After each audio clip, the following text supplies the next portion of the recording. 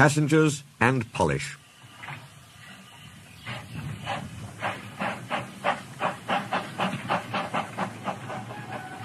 Nancy is a guard's daughter. She was working on Skarloey with some polish and a rag. "Wake up, lazy bones," she said severely. "Your brass is filthy. Aren't you ashamed?" "No," said Skarloey sleepily. "You're just an old fusspot. Go away." She tickled his nose. "Rennias comes home tomorrow.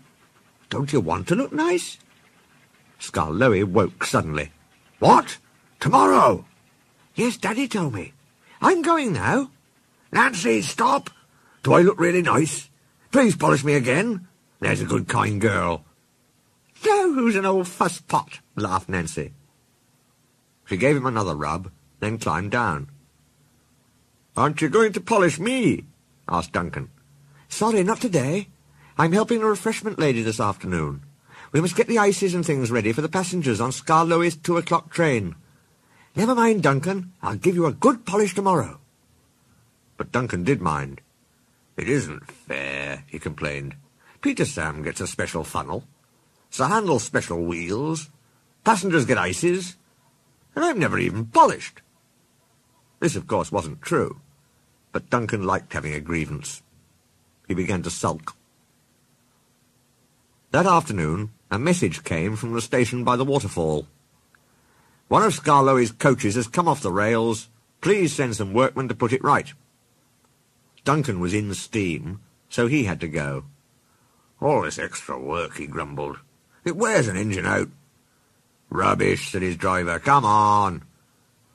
The derailed coach was in the middle of his train, so Skarloey had gone on to the top station with the front coaches. Duncan left the workmen and brought the passengers in the rear coaches home. He sulked all the way. He arrived back just in time for his own 4 o'clock train. "I get no rest. I get no rest," he complained. He was sulky and short of steam, so his driver waited a few minutes in the hope of raising more. But Duncan wouldn't try. "Oh, we can't keep the passengers waiting any longer," his driver said at last. "You always think about passengers," muttered Duncan crossly. "Never about me. I'm never even polished.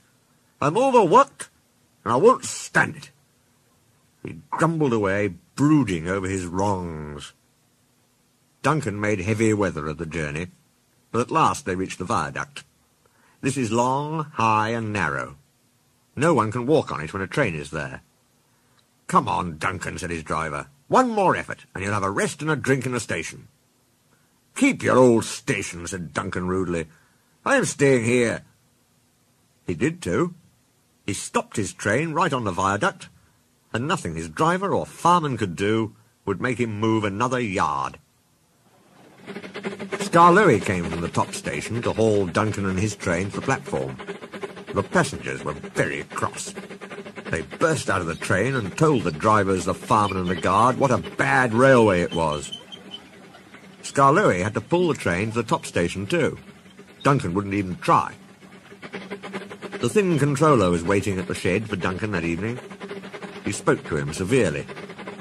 But Duncan still stayed sulky. He muttered to himself, "No polish, no passengers," in an obstinate sort of voice.